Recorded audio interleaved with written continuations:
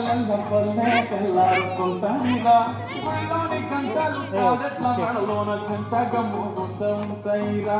నాగలి పూజన పెట్టుకుంటే దోస్తులు చేసినట్టేరా కొట్టు గోదా పక్కన ఉంటే కొండంత భోగం ఉన్నట్టురా చల్లగారి పోసుకొచ్చేరా సేను శిలకల ముచ్చట్లు దారి పొడుగు సెట్ల కొమ్మలా కాలుతున్న పూల చప్పట్లు గట్టి మోపులు కాల్వ కట్టులు సుమట సుక్కల్లో తడిసిన ఈ మట్టి గంధాల